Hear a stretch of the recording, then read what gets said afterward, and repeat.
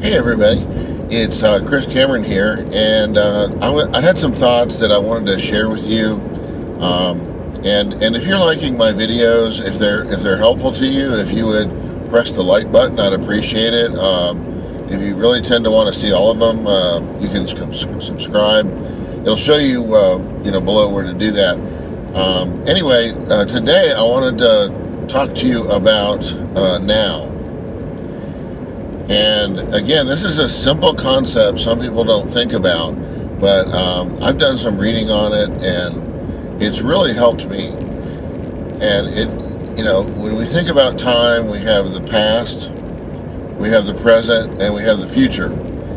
And the past is our history, is our culture, is our younger days. It helps us form how we are. Kind of like my story of the seed, we started as a young person, and the experiences and the things we did to develop made us kind of who we are today, good or bad. And then the future is yet to be written. It has a lot of possibilities. A lot of people, when they celebrate New Year's, look at all the changes they want to make.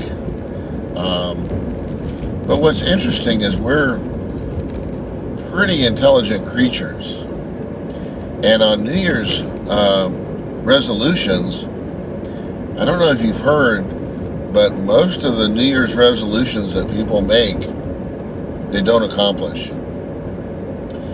And this is because, well, for a lot of reasons. I mean, it could be a big goal. They have to break it down. They haven't really planned. They didn't spend any time working on the goal.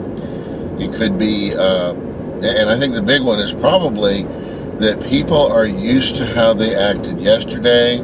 They're going to act the same way today, and they're going to be the same tomorrow. So there's the psychological angle of staying the same, not making change. And it is hard to make some changes. Like, it's hard to quit smoking because of the physiological need and combined with the psychological need. So you have patterns, like people that gain weight tend to enjoy food, or they have a metabolic disorder, which usually takes most of the heat, which is interesting.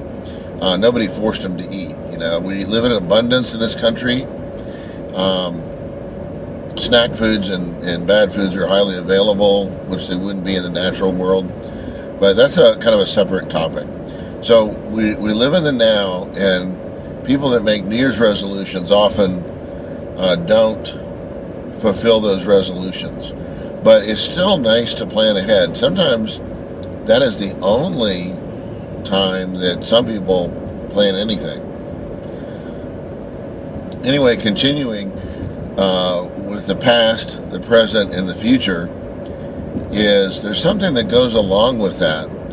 That there's negative and positive. You can have hope for the future, but you can have worry about the future.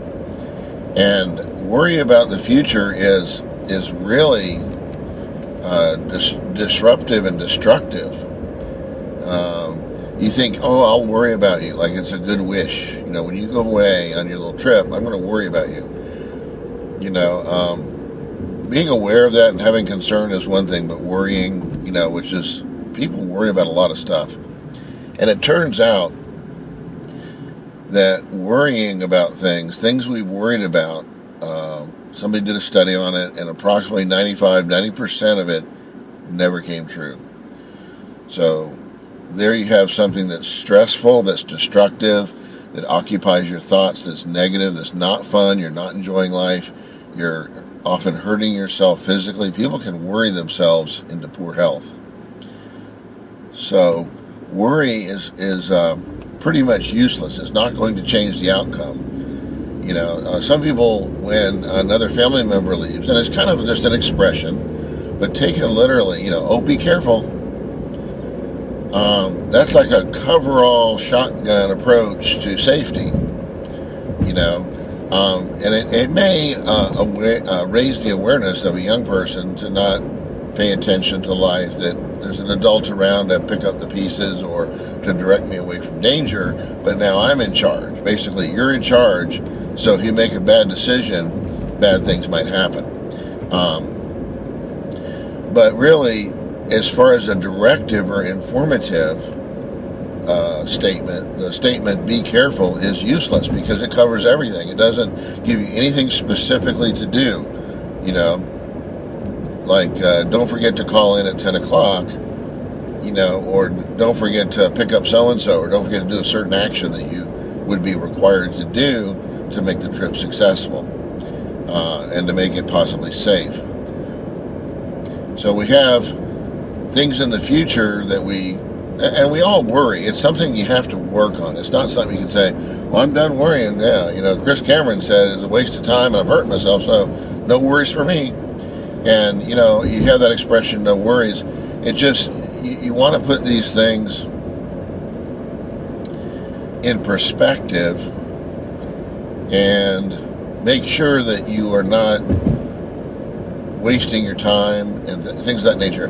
Now, in the past, you have something similar. In the past, you have fond memories, you remember pleasant things, you remember things you've learned that helps you deal with life, you know, whether it's your job or how to treat other people or whatever, and the memories or vacations or what have you. But you also have, where things have gone bad, you have something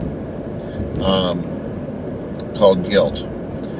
And guilt is when you make a bad decision, you know, and we all do. None of us are without, you know, none of us are perfect. None of us are without sin. You want to try to minimize that, of course, and minimize the hurt to others. But every now and then we step in it and we feel bad. And the feeling bad, whether you're receiving it or you gave it, is evidence that that's a type of evil. You know, some people think, oh, it doesn't exist. They want to wish it away. Well, there's no evil. There's no good either. It's just the same continuum as how you treat people or how you are treated. So if you have guilt, which is, you know, these bad feelings, when does it end? Theoretically, if you follow the guilt pattern, it never ends. And guilt causes extreme and great suffering. You suffer, you made a mistake, you've done somebody wrong, you've done something wrong, you've made a mistake, you broke something, you failed. You know what? We all fail, we all make mistakes. The trick is with guilt is to, when you do something that bothers you, and you may never talk to another human being about it. You know, it doesn't necessarily mean expensive therapy where you got to have a chat with the gals, and maybe that helps you.